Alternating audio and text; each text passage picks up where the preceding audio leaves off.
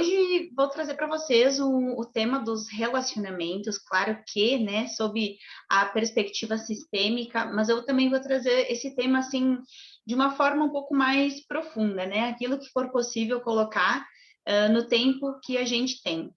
E as relações de casal, né, gostaria de iniciar. Chegou a Elizabeth, Suriá, muito bem-vindas. A Kellen, muito bem-vindas, boa noite. E gostaria de colocar para vocês, né, primeiramente, que as relações de casal são as relações que mais nos auxiliam no nosso processo de crescimento, desenvolvimento e expansão da consciência. E quem está numa relação de casal, né, sabe quantos desafios essa relação apresenta. Tem uma frase do Bert Hellinger que ele diz que a relação de casal é uma preparação para a morte. E ele fala isso porque as relações durante, né, o processo da relação de casal, a gente passa por inúmeros lutos, né, dentro dessa relação. Então, são muitas as coisas, as situações, os desafios que a gente vai passando e vai passando por muitos lutos. Muitas coisas em nós vão morrendo e outras vão renascendo. Muitas são as vezes que a gente precisa dizer um sim de novo à vida diante de fases que a gente passa de tristezas, de decepções. E quanto mais consciente nós estivermos dos processos que as relações de casal estão envolvidas, mais a gente consegue direcionar que o nosso foco esteja para o crescimento e desenvolvimento, ao invés de estar simplesmente num processo de repetição ou de compensação para o sistema. Então, desde a visão sistêmica, não existe nenhum casal que se une por acaso. Essa é uma escolha que está além daquilo que a gente pode querer supor, é uma escolha já dos sistemas para que duas pessoas possam servir as dinâmicas que precisam ser olhadas, compensadas ao crescimento mútuo do ser humano como indivíduo e também do próprio sistema, porque o nosso processo de evolução é sempre coletivo, ninguém evolui sozinho. O processo de evolução é coletivo e quando o casal se volta para um processo de crescimento e desenvolvimento, tem um processo extremamente acelerado de desenvolvimento em todas as áreas da vida. Mas não é necessário que os dois precisem estar envolvidos, porque às vezes a gente tem muito essa reclamação, né? Ah, eu tô, mas o meu marido não gosta, ou eu gosto, mas a minha esposa não gosta. E aí parece que há aqui uma incompatibilidade, mas no fundo todo o casal se complementa em alguma coisa. E vai de nós aprendermos a olhar a relação de casal como esse complemento, sem nós termos a pretensão de querer mudar a pessoa que está conosco. Uma das coisas mais desafiadoras dentro da relação de casal é estabelecer uma relação saudável com o outro que é diferente de mim e eu assumir dentro de mim a postura e o desejo e eu diria que realmente a consciência de não querer mudar o outro. Vocês veem o quanto isso é desafiador? E quando eu não quero mudar o outro de repente começa a se transformar. Tem uma frase que, ao invés de dizer eu te amo, é dizer eu te amo exatamente como você é. Eu concordo com você exatamente como você é. Essa é uma frase que tem um poder muito maior do que a gente dizer o eu te amo, porque o eu te amo ele vai muito das nossas expectativas. O eu te amo, ele pode estar muito carregado do eu te amo, mas eu te amo quando? Eu te amo se. E eu concordo com você exatamente como você é e agradeço por você ser como você é. Isso é um eu te amo incondicional. Quando a pessoa recebe isso, ela realmente se sente amada. Só a gente pensar, né? Se nós ouvirmos isso, eu te amo exatamente como você é. Quer dizer, você já é perfeito. Eu estou te reconhecendo além dos teus comportamentos, das tuas atitudes, dos teus pensamentos, dos teus gestos, dos teus atos. Eu estou reconhecendo a tua real natureza.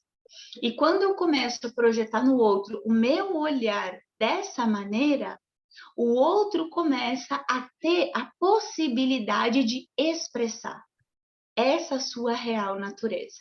Se eu vejo outro, mas meu marido é assim, meu marido é assado, minha esposa é assim, eu começo a alimentar nessa pessoa a expressão desse ponto da personalidade que está honrando alguma coisa. Do mesmo jeito que eu estou honrando alguma coisa. Aqui a Elizabeth comentou que travou. Vocês conseguiram me acompanhar? Conseguiram? Tá. Então, acho que às vezes é uma falhazinha que pode acontecer, né, para alguém na conexão. Mas obrigada por colocar, porque assim vocês também me mantêm atualizada, né? E então a relação de casal ela tem muitos aspectos. Eu quero hoje trazer para vocês o foco para que vocês possam perceber os pontos principais que acabam fazendo com que a relação de casal ela não consiga ser projetada para o crescimento e para o desenvolvimento. Porque só quando eu olho a realidade como é e me conecto com aquilo que necessita de um olhar, de uma mudança, que necessita, né? Boa noite, Kelvin e Márcia, muito bem-vindas. Só quando eu consigo me conectar com a realidade como é que eu tenho a possibilidade de mudar algo. Enquanto eu não sei o que ou a causa daquilo que faz com que a minha relação esteja assim, é muito difícil que a gente consiga um processo de mudança, né? Então, o intuito da aula de hoje é que a gente tome consciência das possíveis dinâmicas que podem estar acontecendo e que a gente comece a ter algum recurso, né, para poder deixar que aquilo que nós realmente somos venha e emerja nas nossas relações de casal e que elas se tornem, de fato, um propósito de crescimento e desenvolvimento para nós em todas as áreas da vida. Então, quando a gente fala da relação de casal, só para colocar, vocês podem fazer perguntas, levantar a mãozinha, abrir o microfone quando vocês querem falar alguma coisa, escrever no chat. Eu quero que seja uma aula bem interativa, na medida do possível, tá? Então, podem colocar as dúvidas de vocês, eu fico muito feliz de estar acompanhando e respondendo. Tem uma linguagem muito acessível para todos. Qualquer coisa, vocês podem comentar. Só peço que vocês tragam os microfones. Estou escutando algumas pequenas interferências aqui, só para que a gente consiga ter a nossa aula mais...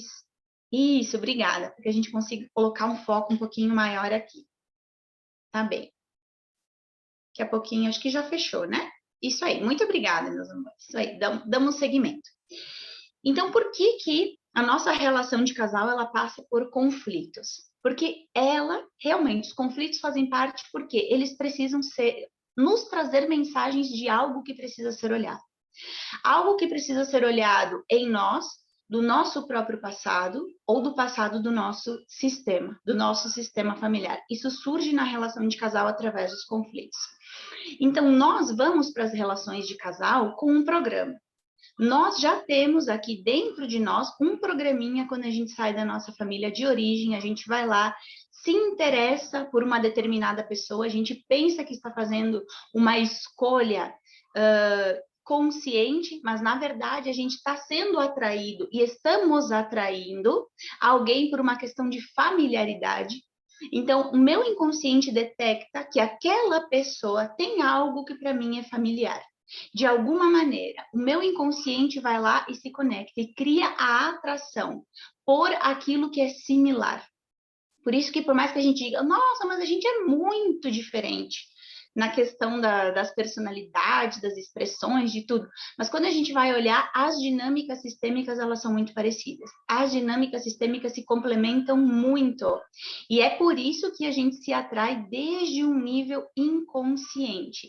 Então, quando eu vou lá e me atraio por alguém, eu já tenho dentro de mim um programinha de onde eu saí da minha família de origem.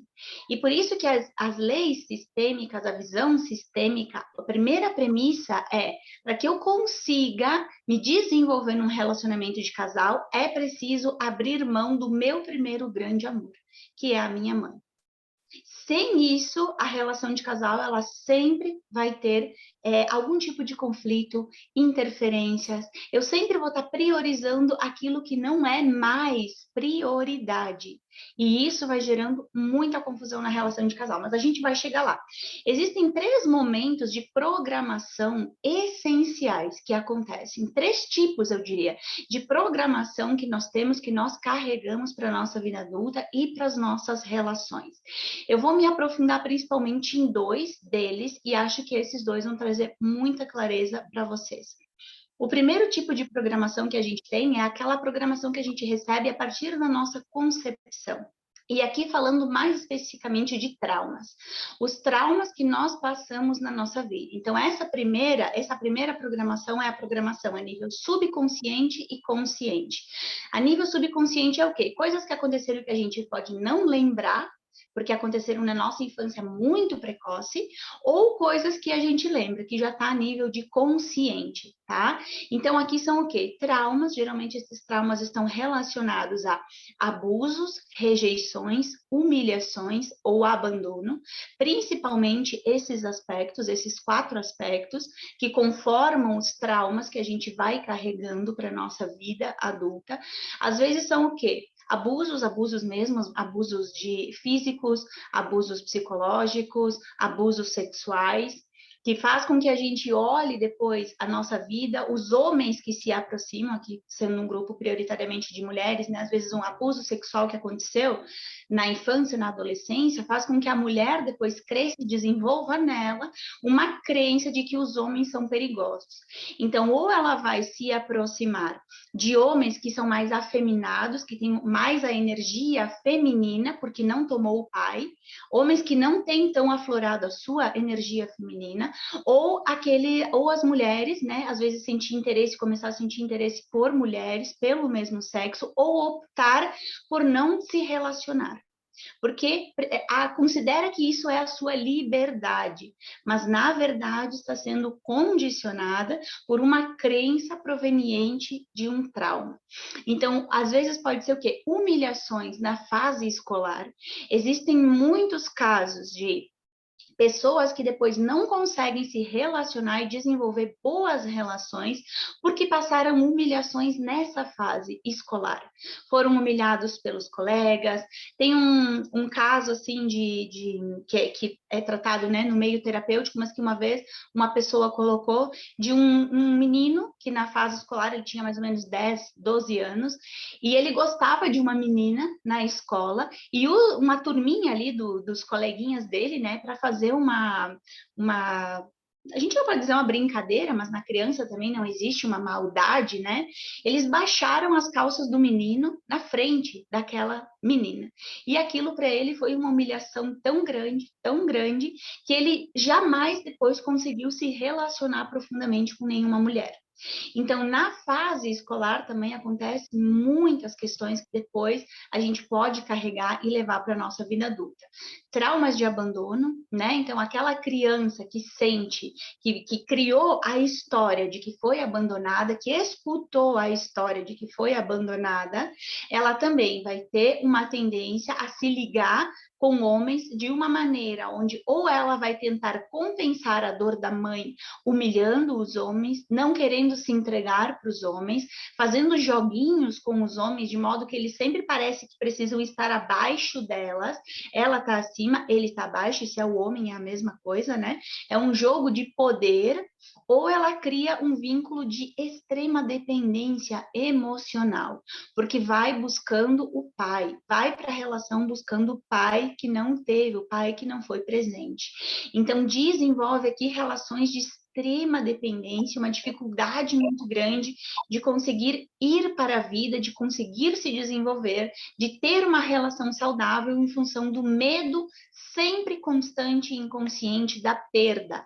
Uma separação é algo que para alguém que tem um trauma de abandono, é algo extremamente doloroso, é desproporcional à dor que essa pessoa sente, porque ela revive, né, aquele trauma de abandono, aquela história de abandono. Na verdade, a dor de quem que ela está levando com ela é a dor da mãe, a dor da mãe, a dor da separação da mãe. Então, esses traumas que a gente carrega, e todos nós temos, né? Não tem alguém que possa dizer, eu não tenho nenhum trauma na minha vida. Não, todos nós temos em algum grau, alguma situação que aconteceu ao longo da nossa vida, na linha da nossa vida, e que sim, traz em nós, faz com que a gente desenvolva determinados comportamentos, determinadas atitudes que na relação de casal também impactam, né? Naquilo que bloqueia com que a gente se aprofunde e crie uma conexão verdadeira, crie uma profundidade dentro da relação, em todas as áreas, e que a gente cresça com essa relação. Eu olho o outro quase que como se fosse o meu inimigo. Eu olho o outro com aqueles olhos de desconfiança.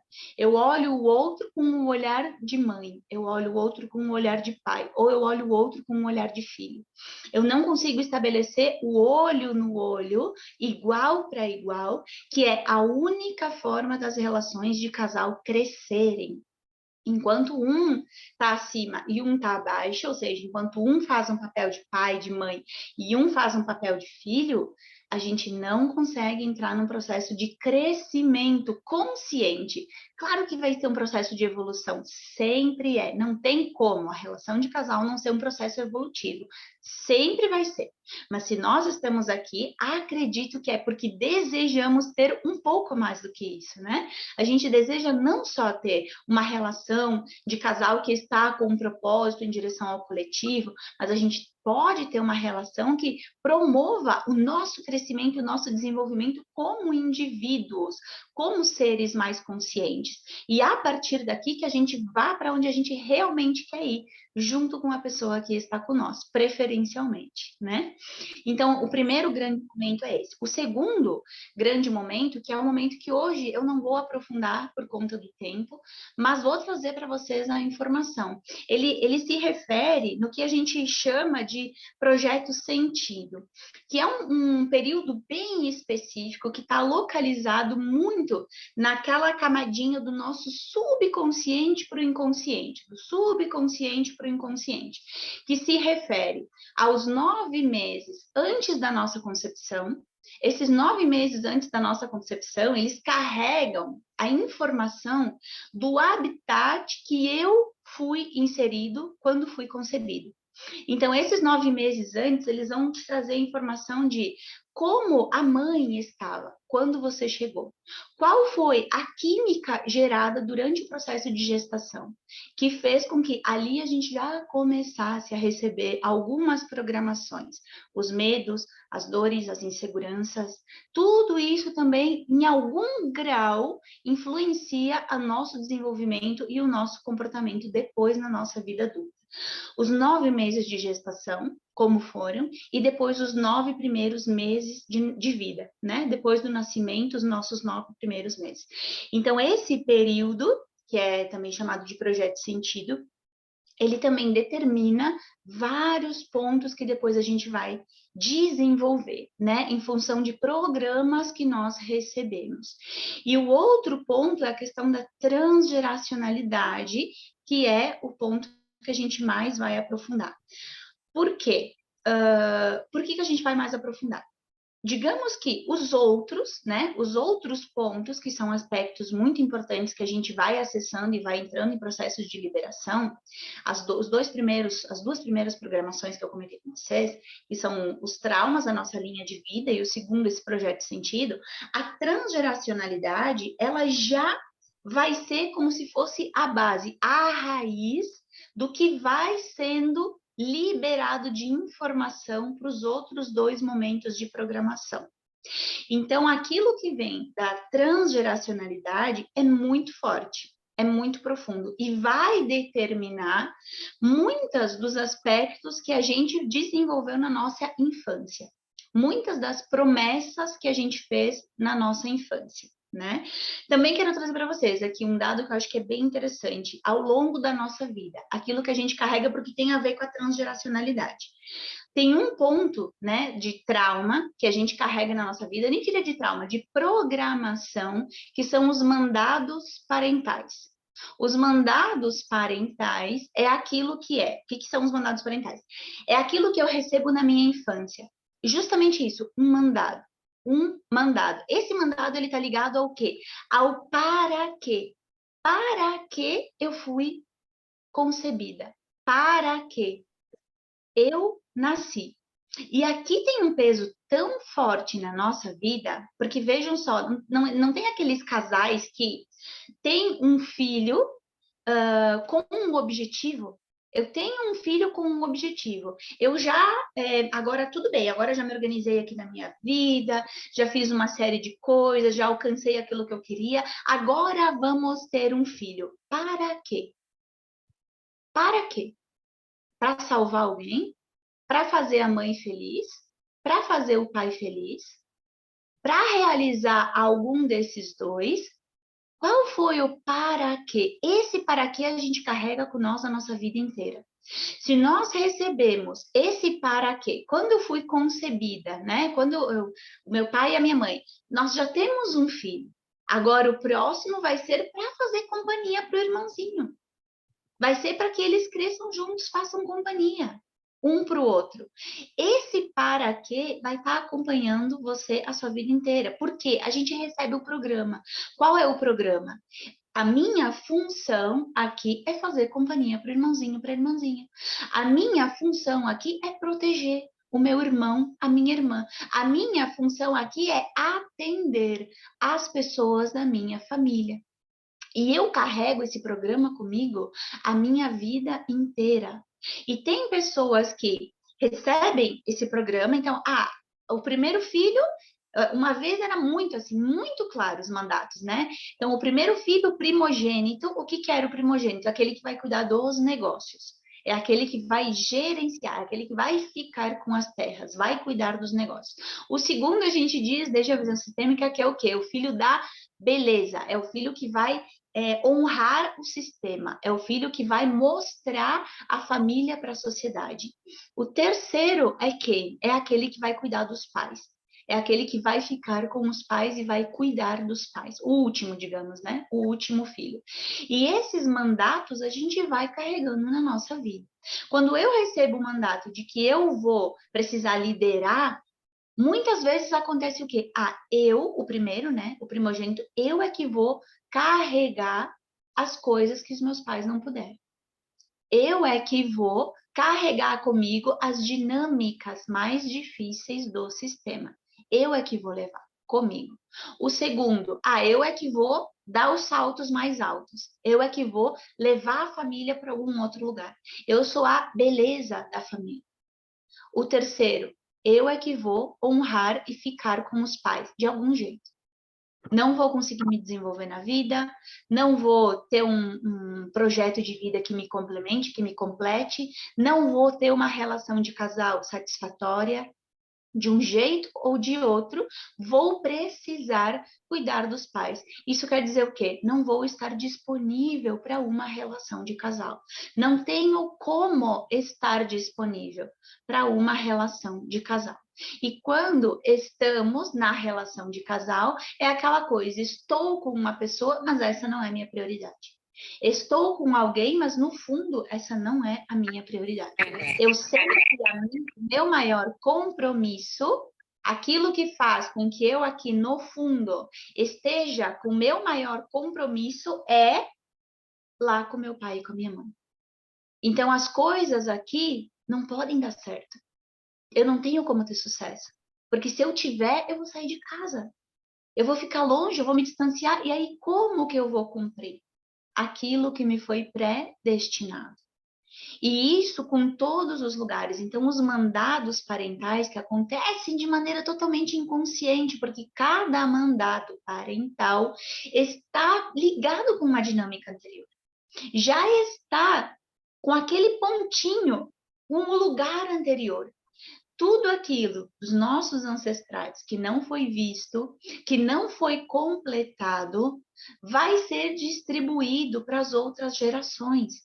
Todos os conflitos que não puderam ser encaminhados, que não tiveram os seus duelos completos, e todos temos. Isso só mostra o quê? Que todos nós estamos conectados, que não existe de fato uma separação.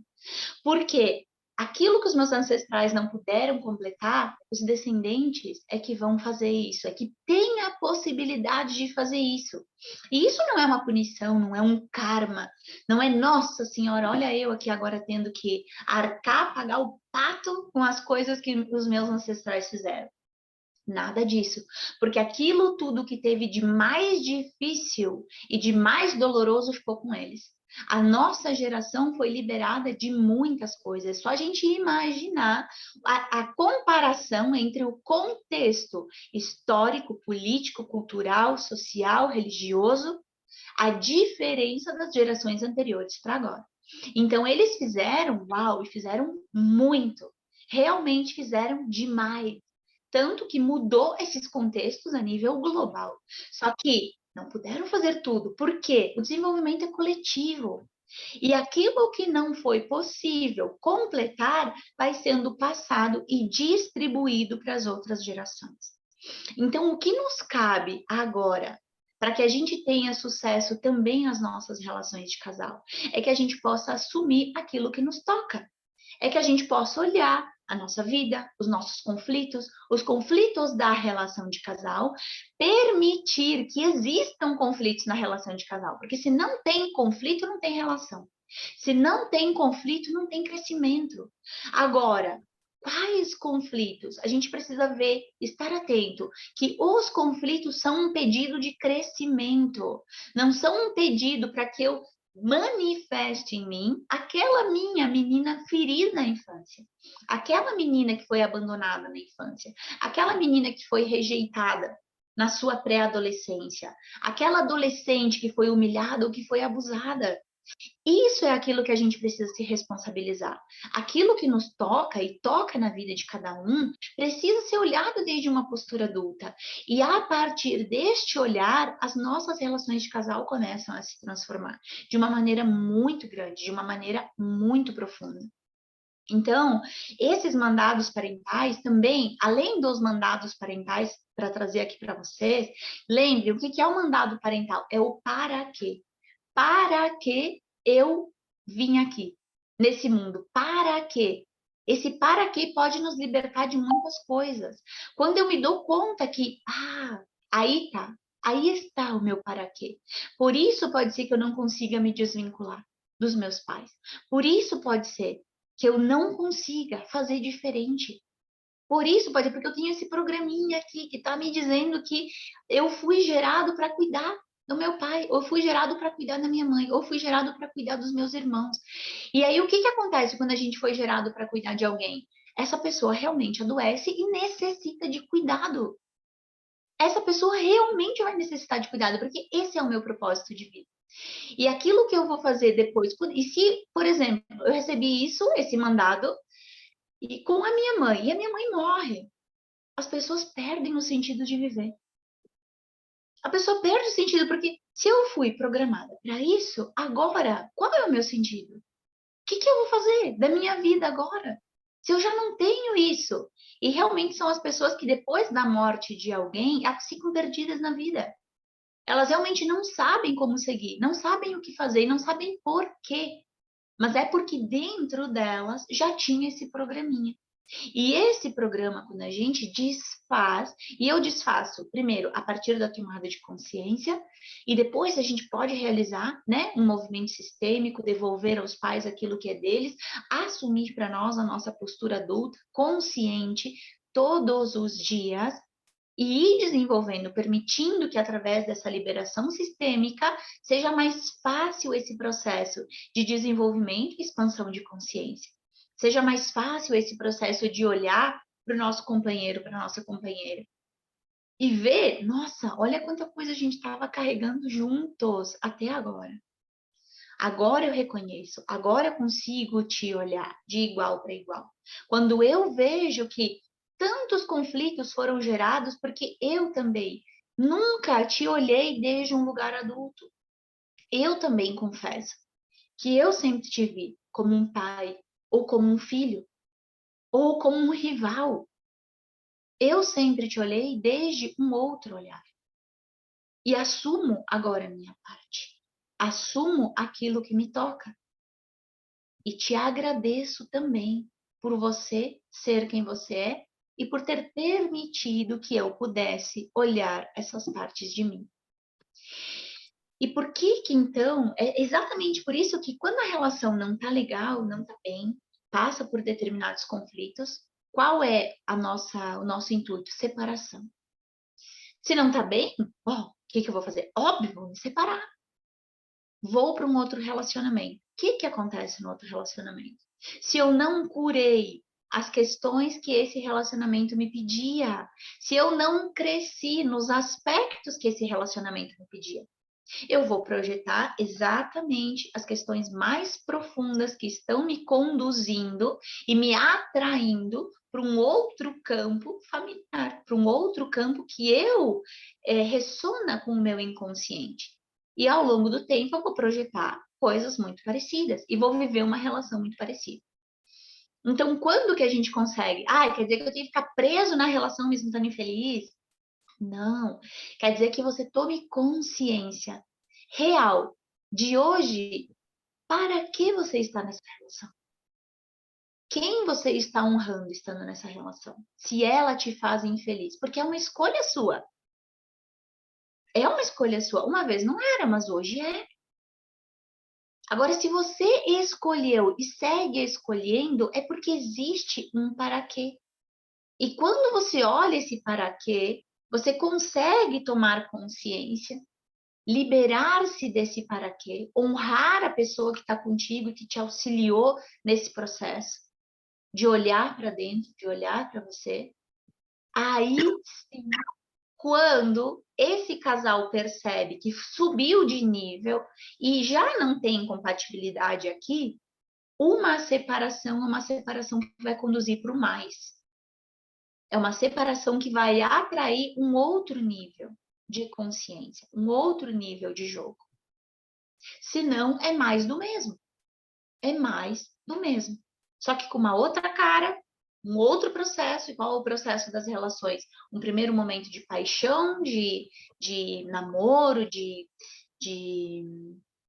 diria que assim, aquele lugar, o mundo da fantasia, que acontece nos primeiros anos, até 2, 3 anos, e aí depois começa a cair, né? Aquele mundo, aquela fantasia, aquela paixão, e aí começa a emergir os meus conteúdos internos e os da outra pessoa. E aí começa a refletir as dinâmicas que a relação de novo vai te propor trabalhar.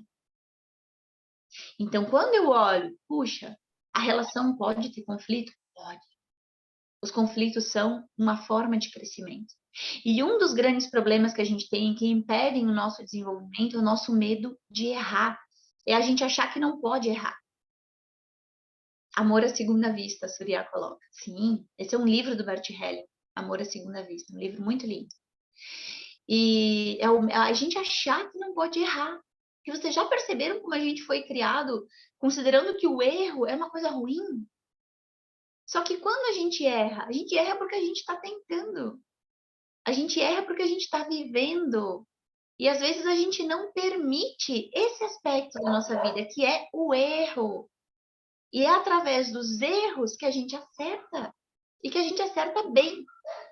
Agora, quando eu só tenho meu foco em acertar, eu não permito que os conflitos façam parte.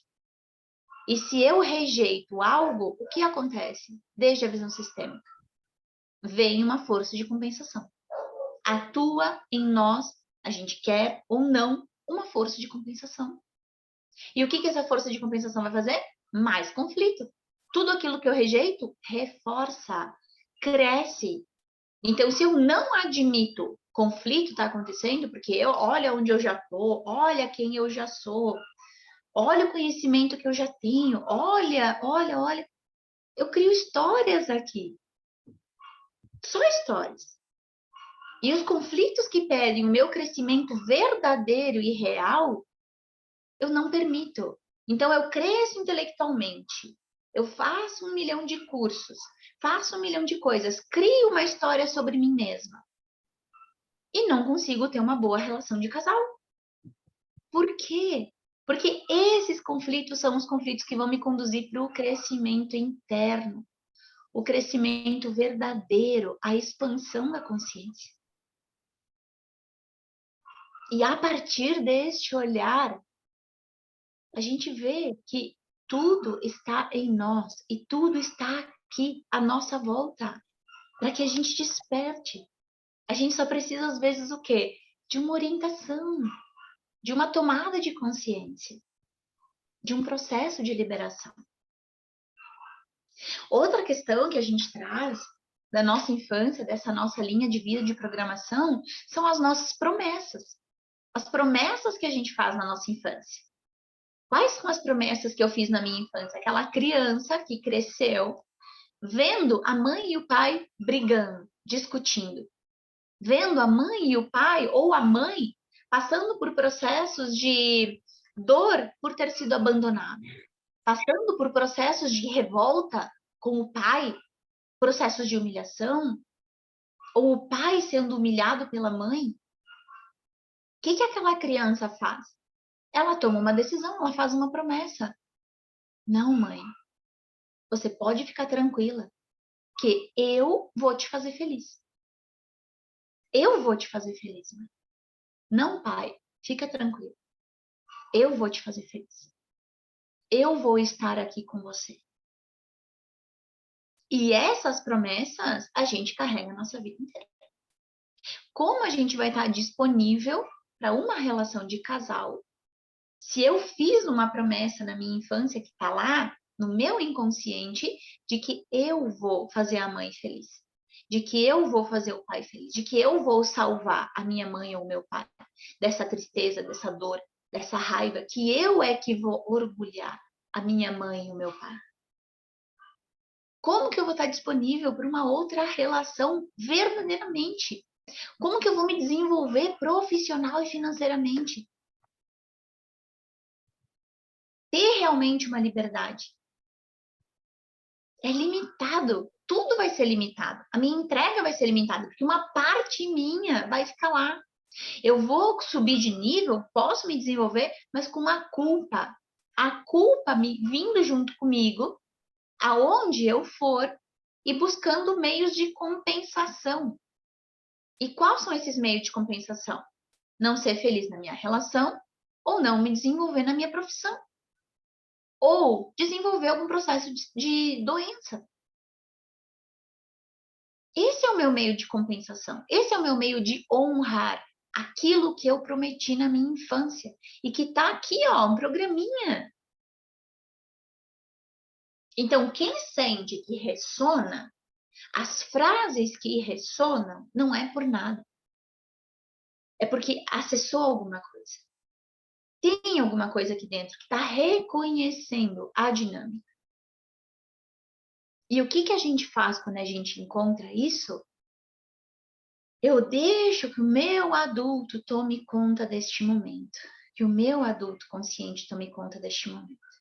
E com muito amor, eu vá lá e devolva para minha mamãe a promessa que eu fiz para ela. Eu vá lá e devolva para o meu pai a promessa que eu fiz para ele. E tome a consciência de que naquele momento foi aquilo que eu podia, foi aquilo que eu sabia. Mas que eu estava num amor arcaico, que eu estava me sobrepondo sobre a grandeza deles, de escolherem, de viverem a sua própria experiência, baseada nas escolhas que eles fizeram. Eu estava querendo ser reconhecida, e ainda talvez esteja. Mas agora eu vejo que já não me cabe, que por mais que eles sejam meus pais e que eu os ame, eu me coloco como pequena e eu jamais vou poder suprir a tristeza que um pai ou uma mãe tem por conta de algo que lhe aconteceu de uma geração anterior ou da geração deles. Jamais. Por que os pais também colocam isso nos filhos? Porque a mãe, talvez a mãe dela tenha morrido muito cedo, ou ela tenha perdido um irmãozinho, ou ela tenha perdido um filho. E ela cria, o pai cria dentro deles a tristeza, o conflito, a honra. E quando que eu me coloco para suprir isso, é como se eu dissesse, eu substituo quem está te causando essa dor e aquilo que eu estou fazendo é uma exclusão. Eu estou me colocando no lugar de quem está ligando a mãe com aquela emoção. E se eu me coloco no lugar de quem está ligando a mãe com aquela emoção, o que acontece com a minha vida? O que acontece com a vida da mãe? O que acontece com a vida daquela outra pessoa? Com a informação daquela outra pessoa? Processos de exclusão que geram compensação. Então, jamais eu vou conseguir suprir uma dor do meu pai e da minha mãe. E é por isso que existe esse fluxo descendente. É por isso que existe esse fluxo da vida, que é como se fosse a água caindo de uma cachoeira, e eu sigo essa ordem. Aquilo que eu tenho que fazer com o que está adiante de mim. Aquilo que eu tenho que me voltar e me focar é com aquilo que está adiante de mim. São com as minhas relações de casal. Isso é a minha prioridade. A relação, a família atual é a prioridade em relação à família de origem. E se não for assim, eu estou emaranhado. Eu estou aqui carregando uma promessa, carregando um mandado parental comigo ou carregando algum processo de vínculo, de identificação com o passado. Imaginem vocês, como que eu consigo me imaginar? Puxa, é aqui, é onde eu estou agora, é com a pessoa que eu estou agora, ou com a família que eu tenho agora. Essa é a minha prioridade. E se eu não sinto que eu fico 100% aqui, é porque eu estou levando comigo. 100% em que sentido? Me sentindo realizada aqui. É aqui. Esse é o meu lugar. Se eu preciso ficar aqui, mas agora perto do Natal, tem a obrigação de ter um encontro, ficar aqui, ficar lá. Todo domingo a gente vai lá, na família de um, na família de outro. Todo sábado tem esse compromisso. Todo dia tenho que ligar, dar uma. Ah, como é que tá mãe? Como é que tá pai? Aonde está a minha prioridade? Aonde o meu inconsciente está conduzindo a minha vida? Porque lembre, 95% ou mais é inconsciente. E se eu não converso, para quem estava na aula de ontem, né, que a gente fez aquela analogia do passarinho com o elefante, o passarinho é a nossa parte consciente, o elefante é aquela parte inconsciente. O passarinho que fica em cima do elefante com uma visão assim ecológica, colaborativa, que é uma metáfora de como se fosse, né? Nós, o passarinho, que chance tem de querer ser feliz na relação? Se o elefante quer ficar com a manada. Se o elefante quer ficar com a família de origem, se o meu inconsciente está vinculado com a família de origem. É limitado, é muito limitado. Então, como que a gente começa a crescer nas nossas relações de casal? Primeiro, a gente se dando conta, ai caramba, olha os programas. Olha só, eu provavelmente fiz essa promessa na minha infância. Eu provavelmente recebi esse mandado na minha infância. Eu provavelmente estou carregando comigo esse programa. Que legal. Agora consegui ver. E aí vai ter uma dinâmica sistêmica associada com isso. Porque se eu fui programada para cuidar de um irmão, muito possivelmente houve um conflito no passado de uma morte de um irmão. Se eu fui programada para cuidar das terras, da família, muito provavelmente no passado alguém perdeu. Se eu fui programada para ter que cuidar os pais,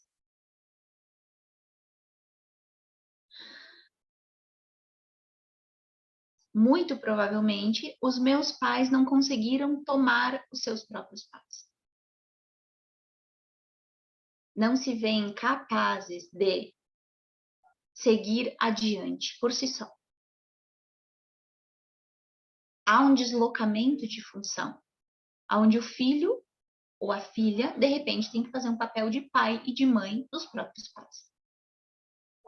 Quando algum dos filhos recebe uma super proteção dos pais, É porque existe alguma coisa do inconsciente que diz: esse filho ou essa filha está compensando alguma coisa pelo sistema. Está compensando alguma coisa grave do sistema. E o pai e a mãe não sabem por quê, mas precisam estar ali, envolvidos na dinâmica que essa família está honrando no presente, uma projeção do passado. Então, tudo aquilo que a gente vive no nosso presente de conflito, que a gente classifica como conflito, é projeção do passado. E eu começo aí aonde? Nos pontos que eu vou identificando das minhas programações. E depois, os comportamentos inconscientes que eu vou tendo na minha vida e que dificultam que a relação de casal possa acontecer. Vocês já viram aqueles casais que são, por exemplo, são separados, já se separaram, mas porque têm filhos, fazem encontros e esses casais e esse casal está sempre junto nesses encontros. Então a gente não está mais junto, a gente está separado. Mas tem encontros de família, esses casais têm os filhos. Então a gente está sempre se encontrando, está sempre se vendo ali, está fazendo festas juntos, está comemorando juntos. O que o inconsciente entende? Que essa pessoa está ainda vinculada com esse, óbvio. Como que essa pessoa vai ter uma outra relação saudável? Não vai ter. Porque o inconsciente está avisando que essa pessoa está com o ex, segue com o ex, segue com a ex. Então, aquilo que a gente, olha só, o nosso consciente é aquilo que eu acho que eu sou, o inconsciente é aquilo que eu sou. É hora da gente começar a olhar como observadores, sem julgamento, mas como observadores. As dicas que o meu inconsciente está me mandando, dos comportamentos que eu estou tendo, e por que eu talvez não consiga me desenvolver nas minhas relações. Também acontece um filho que não teve a presença do pai. O filho que não teve a presença do pai, puxa, e a mãe estava lá sozinha, triste, abandonada. O que esse filho faz de uma maneira inconsciente? Não, mãe, deixa, eu assumo. Ele se torna o filho da mamãe. O filho da mamãe, ele cresce sob a asa da mãe. O inconsciente entende que é com quem ele está comprometido. O inconsciente da mãe, a mesma coisa. E existe uma chance muito grande de nenhum e nem outro conseguir ter outras relações. Sérias, relações duradouras. Porque o inconsciente entende que já está comprometido, já tem o par aqui, já formou o par. Aquilo que vier depois vai ser como se fosse um terceiro na relação. Uma terceira na relação que já existe. E é por isso que não tem conexão. Geralmente, aquelas pessoas conhecidas como os Dom Juans, já ouviram falar nos Dom Juans? Que tem várias, né? Passa por vários relacionamentos, mas não consegue se aprofundar em nenhum. É porque o inconsciente sabe que já está comprometido com a mãe. E com as mulheres também acontece. O inconsciente sabe que a mulher já está comprometida, geralmente com o pai. Então, vai passar com vários, mas não vai conseguir aprofundar com nenhum. Porque passou um tempo, o inconsciente percebe: ah, não é, amor. Ah, não é. Não dá mais. Já não tem lugar, não tem espaço, já está ocupado. Então, como é para nós, né? Eu diria que bonito, porque a gente tem a possibilidade de se dar conta. Às vezes a gente perceber, dá aquele desconfortinho, né? Ai, é ali que eu tô. Ai, olha, que chato. Ver, às vezes é um pouco chato, desconfortável. Mas se eu não vejo, qual a minha possibilidade de mudar? Não tem a possibilidade de mudar. Geralmente, aquilo que a gente não consegue fazer na nossa relação de casal e desenvolver, a gente tem um vínculo, né? A gente está carregando um vínculo aqui. E todos nós temos. Quem não tem vínculo com o passado? Surya colocou aí também, todos nós somos casados já, né, com alguma coisa de alguma maneira. Por quê? Porque a nossa primeira relação, a nossa primeira experiência aqui, onde a gente estabeleceu os nossos vínculos, as nossas crenças mais profundas, foi na nossa infância. Foi com a nossa família de origem. Então, claro que a gente vai estar todos nós vinculados. Agora, qual é a grande sacada da vida, o grande pulo do gato? É que a gente não se torne inconsciente diante disso. Que a gente saiba que a gente está vivendo as relações para que a gente se dê conta de despertar e de crescer, de despertar e evoluir diante desses aspectos, dessas promessas, desses mandatos, dessas lealdades que a gente carrega com nós. A gente só vai conseguir se desenvolver quando eu despertar para isso. A Kelvin coloca, eu já tive diversos relacionamentos, mas não vinga. Também tem uma relação. Tem uma relação muito grande. Quando o quê? Ó, não vinga. Isso, quem eu tô buscando, na verdade, na relação? Quem eu tô buscando, na verdade? Na relação de casal. E veja que interessante. Agora só me lembro. Ah, deixa a Marlene comentar e depois eu coloco aqui uma dinâmica que eu lembrei dos primogênitos. Oi, Fale, Morgana. Marlene. Eu queria que você Claro. falasse um pouquinho mais essa parte que você falou de quando de ligar para os pais todo dia ou ter essa necessidade de ter contato com os pais. Então, isso não é legal. É porque a pessoa não está presente no relacionamento. Sim, sim. Porque o que acontece dentro da pessoa? Ela está vinculada, a prioridade dela está sendo os pais. Por que é a prioridade? Porque tem o compromisso. Eu tenho o compromisso. Se eu tenho o compromisso com os pais, é porque, na verdade, eu estou aqui carregando como prioridade aquela lealdade, aquela promessa que eu fiz para eles na minha infância. Ou aquele mandato que eu recebi. Aquele mandato que eu recebi de que eu é que vou cuidar dos pais. Então, enquanto eu carregar esses mandatos, essas promessas, eu vou ser conduzida na minha vida dessa maneira. E por que que isso não é saudável? Isso não é saudável porque o fluxo da vida é para aquilo que está adiante de nós. Quando eu não coloco a minha consciência, a minha atenção, o meu foco no fluxo da vida, que é aquilo que está diante de nós, a gente não consegue se desenvolver, crescer, se expandir. Enquanto a gente carrega dentro de nós culpas pelas promessas que a gente fez para os nossos pais, é porque quem está tomando conta da minha vida é uma esfera minha da infância. Quando os pais precisam de cuidados por alguma limitação, deixa eu ver, eles estão a serviço dos mandatos, é isso? Essa é a pergunta, Soriano. Eles? Tipo assim, boa noite a todo mundo. Boa noite. É como assim, que às vezes, se um filho, né, ou os filhos estão em algum a serviço dos pais, e aí, às vezes, os pais têm limitações, né, ou tem algumas doenças, aquelas doenças degenerativas, algumas coisas assim, ou estão, né, precisando de algum cuidado ali específico por um momento, às vezes até para a vida mesmo. Pode ser uma dinâmica dos pais se colocarem, né, inconsciente nessa situação também para atender, como é que eu vou explicar, a necessidade do filho de tá cumprindo um mandato, entendeu? Assim, mais ou menos o que eu quero perguntar. Porque um vai atender a dinâmica do outro, né? Um vai atender a dinâmica do outro, né? Se, por exemplo, tem aquele filho que quer cuidar dos pais, ou aquele filho que está em algum emaranhado para cuidar dos pais, os pais também vai atender essa necessidade, né? É mais ou menos isso. Isso. Existe um envolvimento no presente, vai existir um envolvimento no presente que vai complementar as dinâmicas. Mas as doenças, elas estão sempre relacionadas com o passado da pessoa.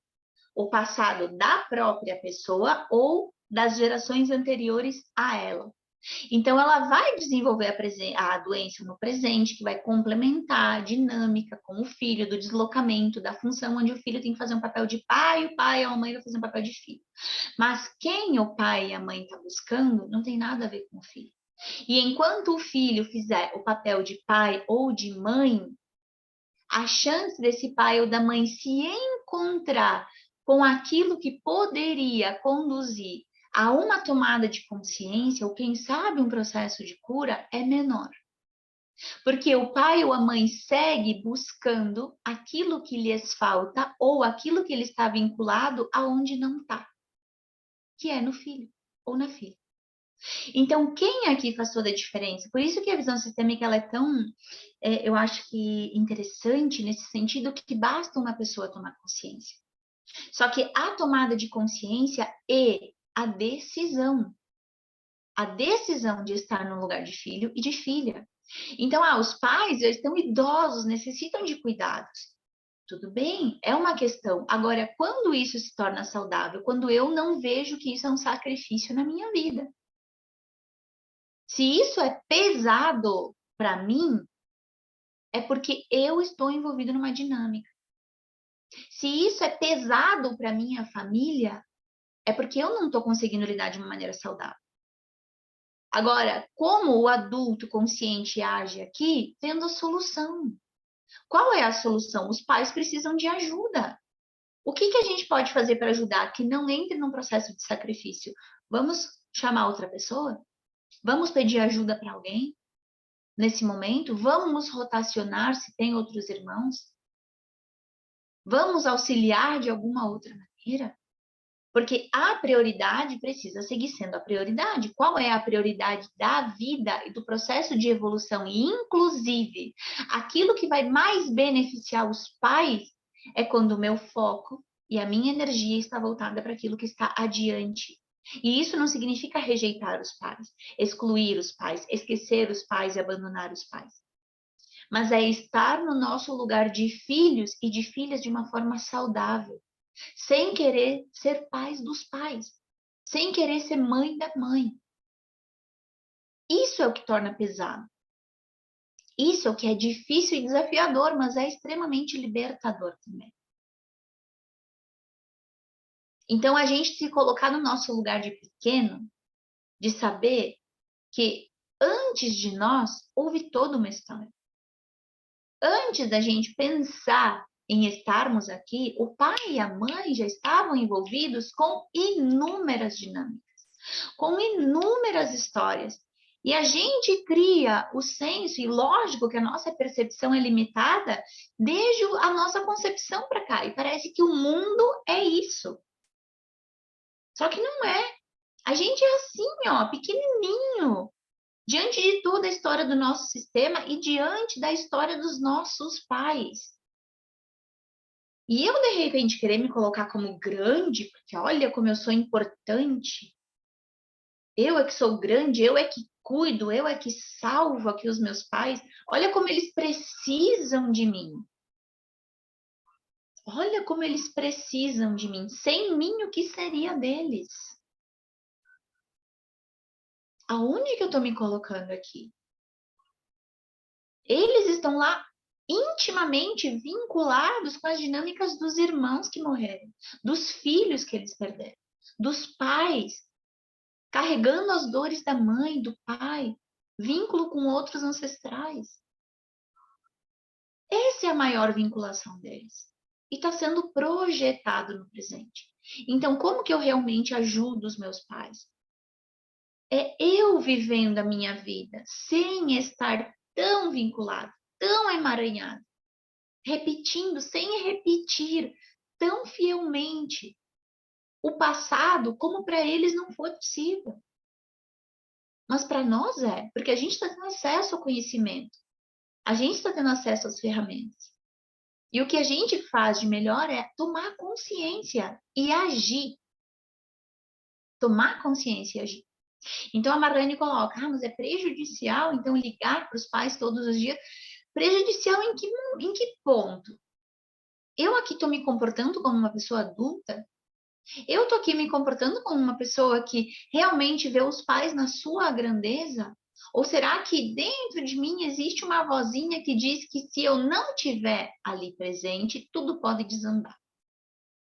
Se eu não estiver ali de alguma maneira me fazendo presente através de uma ligação, que é aquilo que acalenta o coração da mãe, é aquilo que ajuda o pai a ficar melhor, ou a mãe, é aquilo que dá o suporte, a sustentação, enquanto eu acho que eu sou o suporte, a sustentação dos meus pais, eu estou me colocando como grande diante deles e estou diminuindo os meus avós. Porque o pai e a mãe que buscam nos filhos os próprios pais é porque eles aqui não supriram a carência dos avós, dos nossos avós, dos pais deles. E não é a gente que vai conseguir fazer isso. Nunca. É só você ver o quanto não adianta. Você pode ligar todos os dias, um dia que falha, é como se não tivesse ligado nenhum. Nunca vai ser suficiente. Porque aquilo que eles precisam não está em você. Isso é a grande verdade, aquilo que para nós pode ser sabe? A gente se dá conta, aquilo que eles precisam não sou eu. Não está em mim. E isso para nós também é digamos que um pouco chocante, mas é um alívio também, né? Porque, nossa, é verdade. Eu não sou, eu não sou, eu não sou quem eles acham que eu sou. E dá um alívio.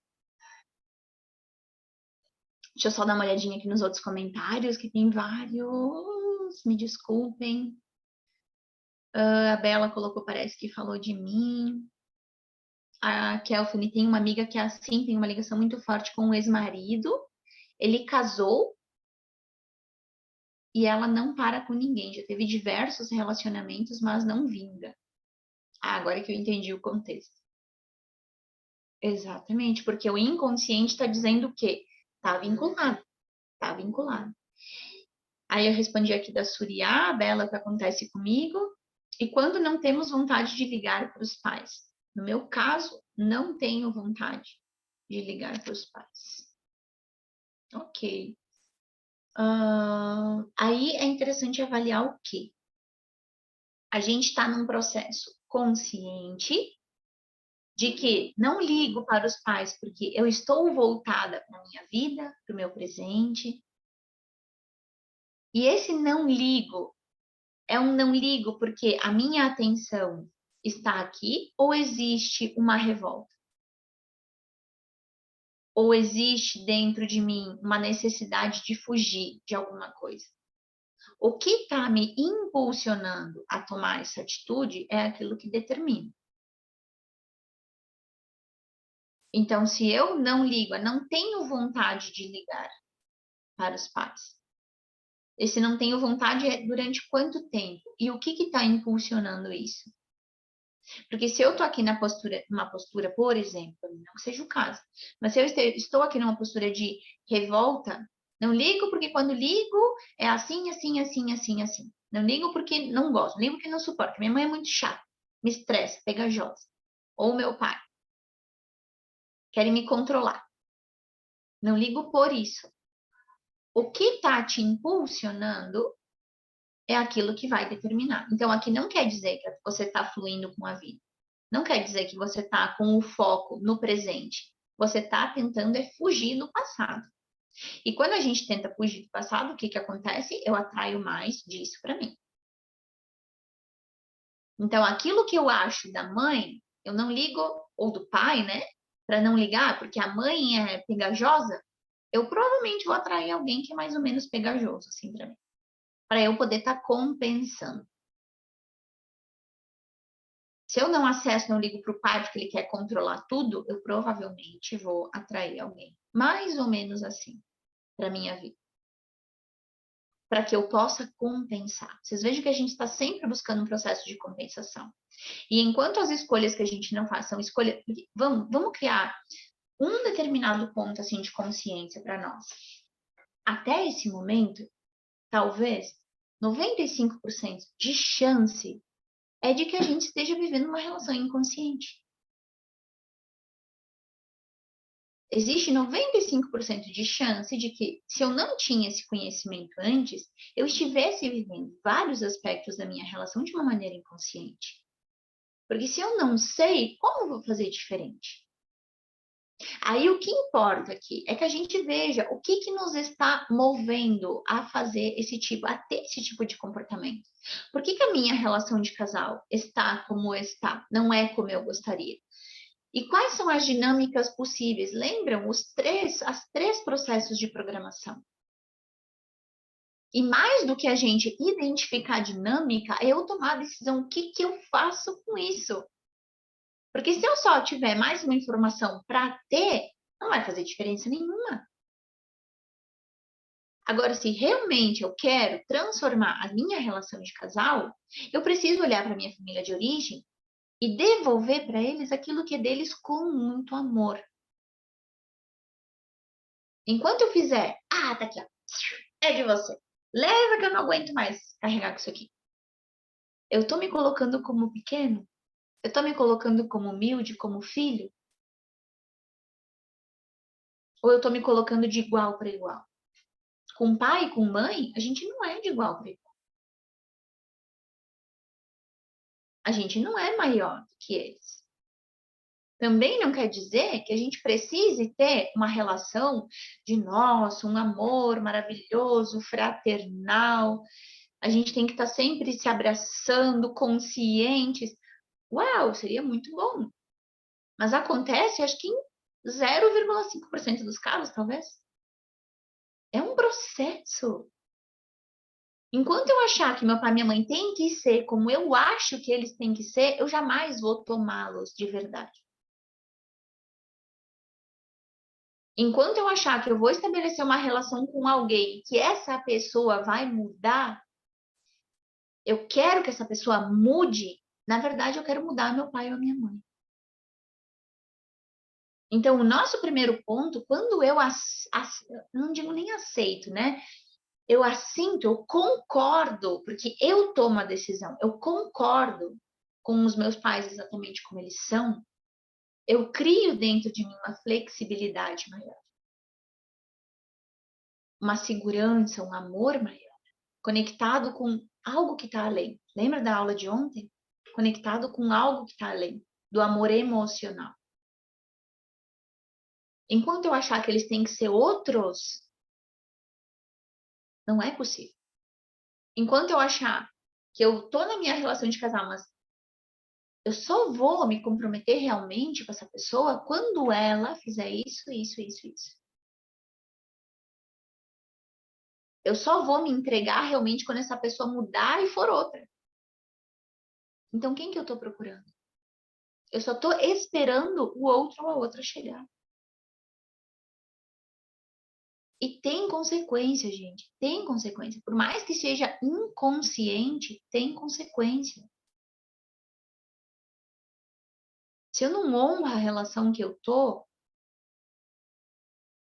se eu não sou realmente verdadeiro na relação que eu tô, a tendência é de eu entrar num processo de sofrimento por compensação. Então, o que a gente está falando aqui? A gente poder desabrochar a possibilidade de sermos felizes. E vocês veem que o que está de fundo aqui? Bloqueando, impedindo o passado. O passado.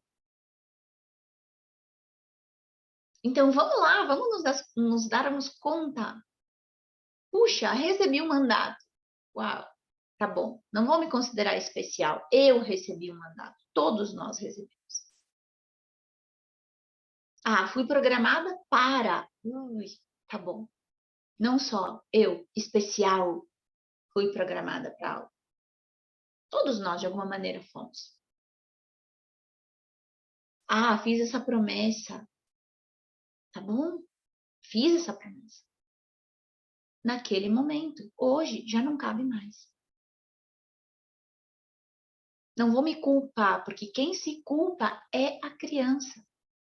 Eu assumo, o adulto assume. Sim, eu fiz a promessa. O problema é quando eu quero negar. Esse é o problema. Não, eu fiz. Eu realmente fiz. Eu, particularmente eu, Morgana, fiz essa promessa para minha mãe. Fiz essa promessa na infância, fiz essa promessa na pré-adolescência, fiz essa promessa na adolescência, fiz a mesma promessa na vida adulta.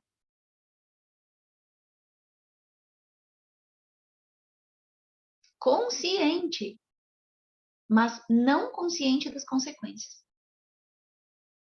Não consciente da dor e do sofrimento que isso poderia causar. Mas fiz essa promessa. E se desfazer dessas promessas é algo extremamente libertador. Agora, só desde uma postura adulta e consciente que a gente consegue, porque senão a culpa te acompanha o resto da tua vida. E a culpa é um aspecto da infância. Sabe o que é a culpa? A culpa é quando eu me dou importância demais. Porque se eu fiz a promessa de cuidar da mãe, é porque aqui eu já estou me colocando como grande, né? Não, eu, mãe, é que posso te cuidar. Todos os outros, ninguém é tão bom quanto eu. Eu é que sou boa o suficiente.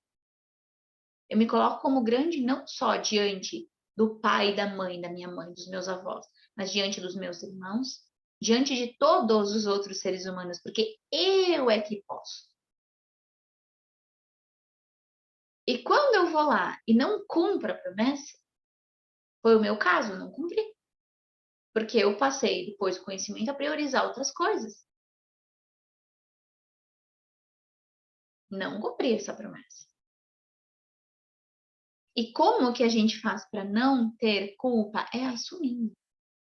Assumir. Porque se eu carrego comigo a culpa, o que que a culpa quer dizer? É a confirmação de que só você é que poderia ter feito diferente. É eu querer me sentir extremamente especial na vida do outro. Porque se eu não estiver lá, o que vai ser do outro? Como que o outro vai conseguir superar que eu não esteja lá fazendo isso por ele? Aí vejo o quanto eu olho o outro, como eu olho o outro e como eu olho a mim mesma. Eu olho a minha mãe desde a grandeza dela, se eu faço isso, se eu carrego comigo culpa porque eu não estive lá, ou eu olho ela como coitada. Ela não tinha. Ela era pequena demais para dar conta. Eu é que sou grande que podia.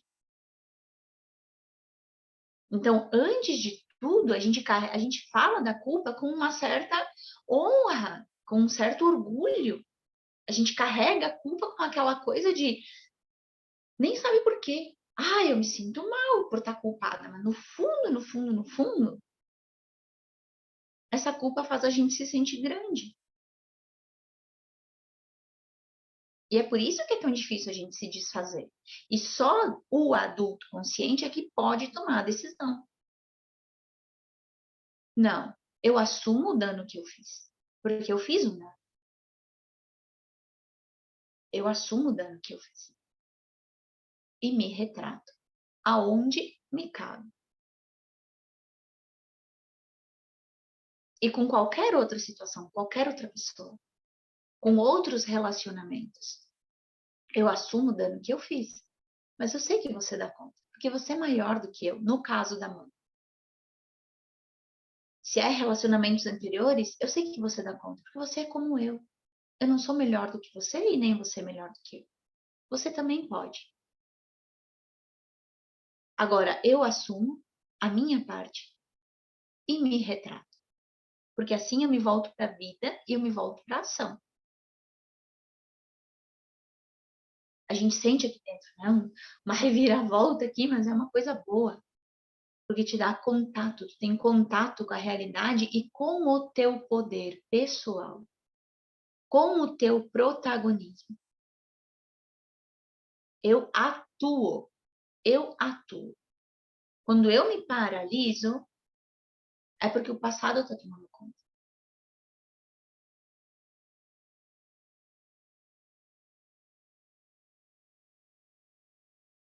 Então, como que a gente tem a relação de casal especificamente, ver como a gente acaba voltando, né? Lá para os pais. E por que isso? Porque é fundamental. Está influenciando toda a nossa vida. Em todas as áreas.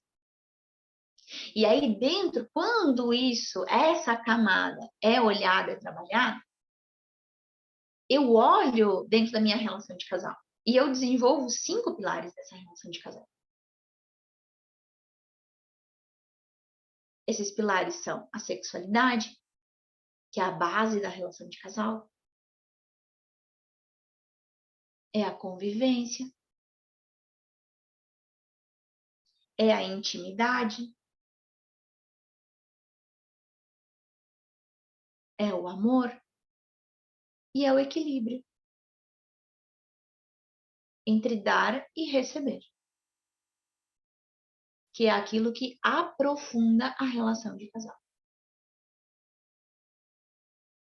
É aquilo que permite que a gente também reequilibre uma relação depois de um dano.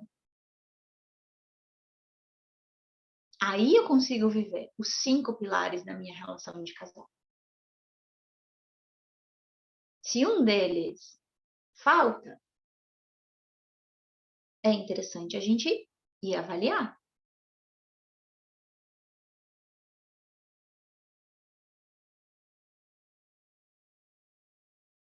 Retomar. Faz sentido para vocês? Como foi para vocês esse conhecimento, essa tomada de consciência, eu acho, né? Essa tomada de consciência. Ah, eu lembrei de uma dinâmica que eu quero trazer para vocês aqui, sobre os primogênitos. Ai, deixa eu ver aqui, me fugiu o comentário. Ah, fez muito sentido. Legal. Que eu quero trazer para você. 220 volts na tomada. Quero trazer aqui para vocês dos primogênitos, que é mais comum nos primogênitos, né? Que a gente estava falando dos relacionamentos. Que quando os pais têm relacionamentos anteriores e a relação dos filhos com os pais, das filhas, sobretudo, com a mãe, é uma relação de competição, muito provavelmente a filha está vinculada com esse relacionamento do pai. E a mãe não consegue enxergar a filha não consegue enxergar a mãe como mãe. E por isso, muitas vezes, essas relações são relações muito conturbadas. E aí a gente chega nos lugares onde os filhos, enquanto adultos, eles não conseguem se resolver com os pais e fogem dos pais. Porque passaram a infância e adolescência dentro de dinâmicas assim. E não conseguem compreender. Mas a vinculação permanece. E às vezes acontece o quê? Não consigo me relacionar com outras pessoas de uma maneira profunda também. Então, acontece muitas vezes com os primogênitos de estarem vinculados com esse relacionamento dos pais, mesmo que não saiba da história. Como que consegue identificar? Pela relação com a mãe. Se existe uma relação de muita competição com a mãe, existe uma grande probabilidade de que isso aconteça. E também, né, porque a gente fala, nossa, tomar os pais é tão importante, mas ontem a gente falou, tem casos tão difíceis, e ontem a gente falou das mães castradoras, dos pais castradores que recebem esse nome, né, recebem esse título, mas que desde a visão sistêmica é quando existe um mandato, que é o que a gente falou hoje, um mandato que diz, aqui ninguém vai ser feliz. Aqui, neste lugar, ninguém vai ser feliz. Você vai ser tão infeliz quanto eu. Você vai carregar a mesma solidão que eu. E é um mandato que vem da família. Esse mandato, sistemicamente, ele está associado a uma ancestral que cometeu algum dano grave e não assumiu. Algum ancestral que cometeu um dano grave e não assumiu. E geralmente é uma ancestral que poderia ser considerada por todos como aquela pessoa, nossa, aquela velhinha tão boazinha, aquela senhorinha tão boazinha, tão meiga, tão... Mas algo muito grave ali aconteceu e não foi assumido. Então, existe um processo de compensação no sistema muito forte. E desenvolve, né, descendentes que querem honrar e fazer justiça por aquilo que não foi assumido. A solidão, a raiva. Não assumo, não admito que a felicidade se estabeleça aqui, porque aconteceu alguma coisa grave no passado. E aí as mães que recebem esses títulos, né, de castradoras, ou os pais, mas a mais comum a gente escutar das mães, né, aonde não é um relacionamento que a mãe diria para uma filha, nossa, como você tá bonita com essa roupa. É sempre algo no sentido de, em mim fica muito melhor do que em você. E isso não é consciente, é alguém que está totalmente vinculado com uma dinâmica do passado. Então, aqui nesse momento, é só para que a gente tenha consciência de que existem diferentes graus de envolvimento, mas todos nós estamos envolvidos com o passado e com os nossos pais de uma maneira mais profunda, com as gerações anteriores. E esses casos mais extremos, né, que as pessoas podem ter vivenciado na sua infância, que se cria a consciência de que realmente existiu ali um vínculo sistêmico muito forte que não teve como ser diferente. E quando eu aqui assumo o que me toca, eu tenho a possibilidade de desenvolver em mim recursos para atuar na minha vida, nas minhas relações e fazer algo grande, algo grandioso na minha vida e nas minhas relações. Mas eu preciso sair daquele lugar que quer se vingar dos pais, que quer rejeitar os pais ou que quer fugir dos pais. Que é os nossos 3 mecanismos de defesa mais arcaicos. Ou enfrentar, né? Os pais. Eu digo vingar, às vezes é isso, enfrentar. Enfrentar os pais. Então, quando eu tô numa dessas posturas, eu aqui não consigo me desenvolver e crescer na vida, porque a vida está adiante de mim. E eu aqui só estou honrando os meus pais, me mantendo igualmente vinculados a eles. Então, eu quero ter uma relação saudável. Primeiramente, eu olho para a minha relação com os meus pais. Eu olho para os meus mandatos. Eu olho para as minhas promessas. Eu olho para os meus programas. E vou aprendendo a me desfazer desses programas. Como? Devolvendo tudo aquilo que eu carrego, que não me pertence. Com muito amor. Com consciência.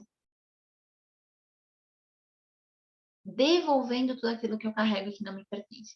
E se há alguma dinâmica sistêmica, por exemplo, de identificação, aí é interessante um trabalho mais sutil, para que possa haver a dissociação sistêmica.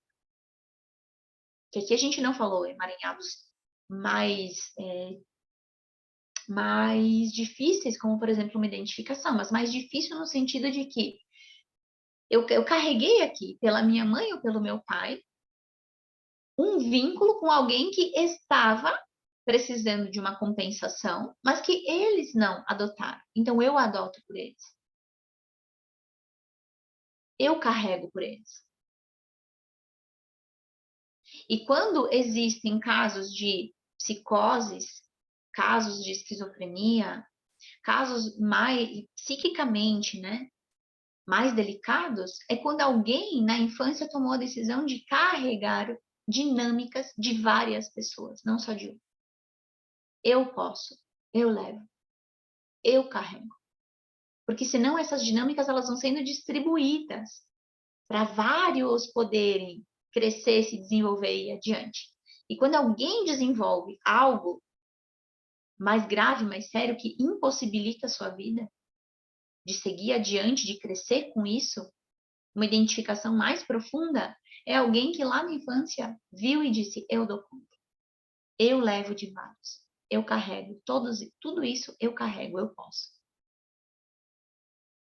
Mas não pode, né? A criança achava que podia, mas não pode.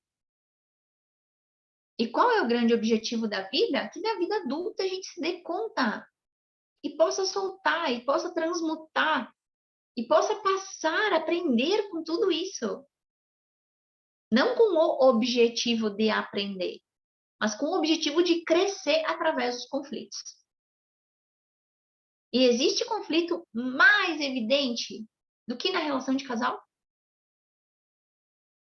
A gente está ali com a pessoa todo dia. É ali que surge. E se não tem conflito, é interessante olhar. Porque relação de casal que não tem conflito, não tem crescimento. É através dos conflitos que a gente cresce.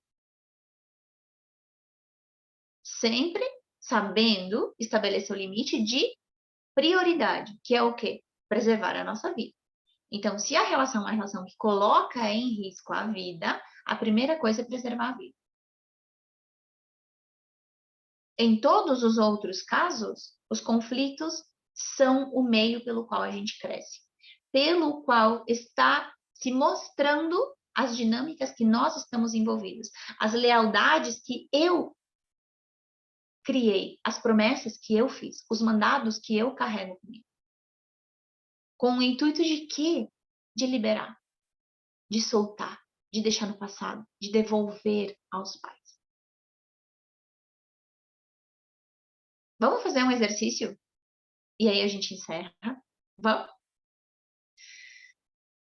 Quero deixar para vocês uma frase antes do exercício, para que vocês tenham essa frase, para quem está numa relação de casal e para quem não está, que possa ter consciência que essa é uma frase que pode transformar muitas coisas na relação de casal quando a gente tem essa consciência de que a relação de casal está a serviço dos sistemas. A relação de casal está a serviço do crescimento do coletivo. A relação de casal está a serviço da expansão da consciência. E a frase que diz: eu amo você e amo tudo aquilo que te guiou até mim, é uma frase muito poderosa. E a segunda frase que vocês tenham aqui é: eu te amo exatamente como você é.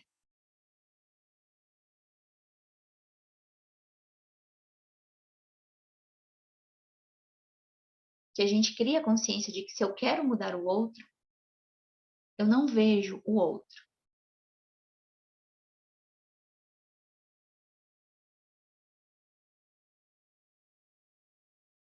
Mas o outro me mostra o que vai possibilitar o meu crescimento. Repito, a primeira frase que eu deixo com vocês é: você diante do seu parceiro e da sua parceira, que você possa dizer: eu amo você e amo tudo aquilo que te guiou até mim. Porque se eu não honro a mãe do meu companheiro, da minha companheira, ou o pai do meu companheiro, da minha companheira, eu não honro metade dele. E essa, por si só, já é uma fonte de conflito gigantesca. Tudo aquilo que te guiou até mim são os sistemas, o teu sistema. E tudo aquilo que está além da minha própria compreensão. É um lugar de humildade, de amor e de igualdade. E a segunda frase é: eu te amo exatamente como você é.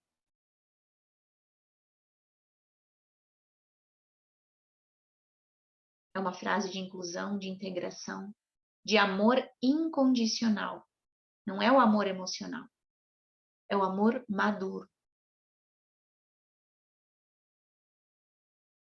Que não quer mudar o outro e sabe que tudo aquilo que no outro me incomoda está em mim.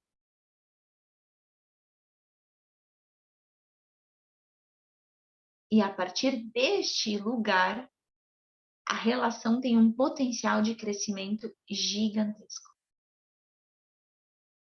Também há muitos excluídos entre a relação de casal.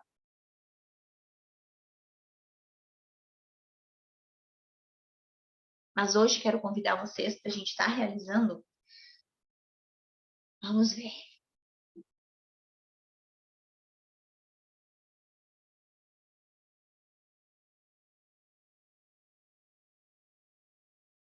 Para quem está numa relação de casal e para quem não está, pode estar realizando, tá? Esse movimento. A gente vai fazer um movimento sistêmico, mas meditativo, imaginativo. Quem não conseguir realizar o movimento a partir da imaginação, pode repetir esse mesmo exercício colocando uma representação visual.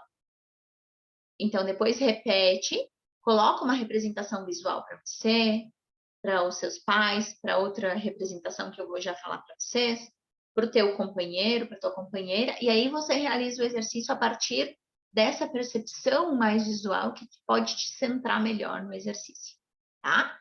Mas tudo é treinamento, tudo é treinamento. Então, não digam, eu não posso, eu não consigo. É simplesmente uma questão de treinamento, vocês podem ter certeza, tá bom? Então, vamos fazer esse movimento e depois a gente já pode encerrar o nosso encontro. Só quero convidar para que vocês vivenciem essa experiência e depois que vocês possam também aprofundar e se quiserem tirar dúvidas, fazer colocações, perguntas, pedir uma outra orientação, vocês têm o meu canal aberto para vocês poderem estar fazendo isso também, tá? Nesse momento, fechem os olhos de vocês, se conectem com o coração de vocês. Mesmo sem saber por quê, como, coloquem a atenção de vocês no coração físico de vocês. Percebam que em alguns segundos, algo dentro de vocês começa a se acalmar, se tranquilizar.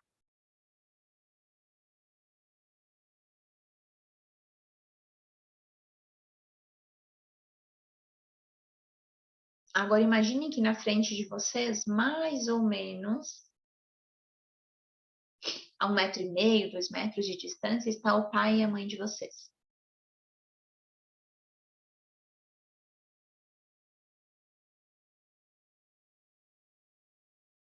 E entre vocês e o pai de vocês está todas as promessas, os mandatos, as dinâmicas, as lealdades que vocês carregam.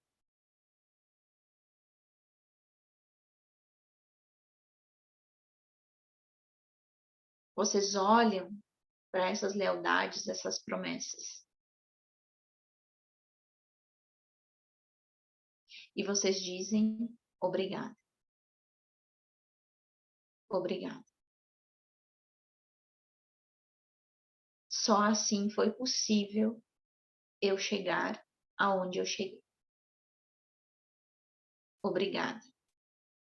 Só com vocês foi possível eu sobreviver a tudo como foi.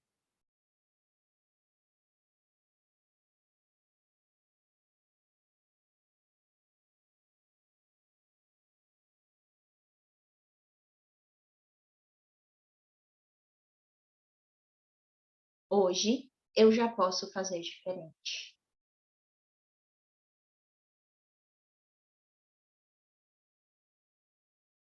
Hoje eu já posso fazer diferente.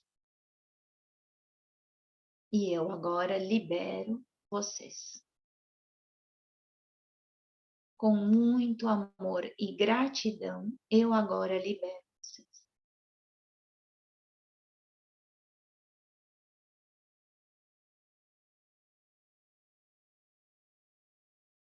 Agora vocês olhem para os pais de vocês e vocês dizem, com muito amor, mãe, pai, eu devolvo a vocês tudo aquilo que pertence a vocês.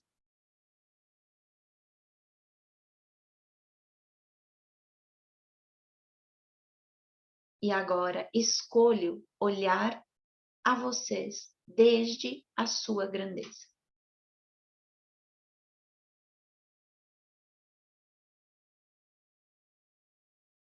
Sim a tudo. Obrigada pela tua vida, mãe. Obrigada pela tua vida, pai. Obrigada pela minha vida. E agora do lado de vocês está, para quem está numa relação, o companheiro ou a companheira de vocês. Vocês olham para o companheiro ou para a companheira de igual para igual. Exatamente o olhar, não importa se é mais alto ou mais baixo, nesse momento de igual para igual. E você pode dizer: eu agora estou disponível.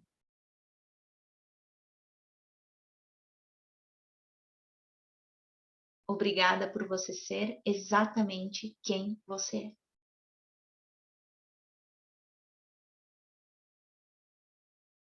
Eu amo você e tudo aquilo que te guiou até mim.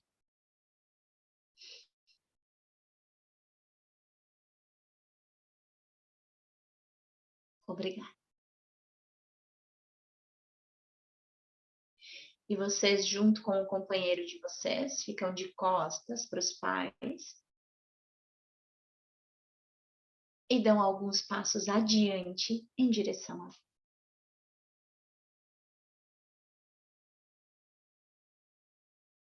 E podem dizer obrigada.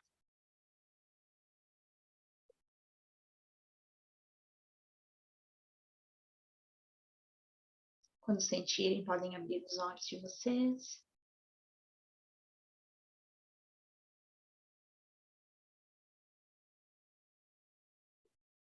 Cada um ao seu tempo.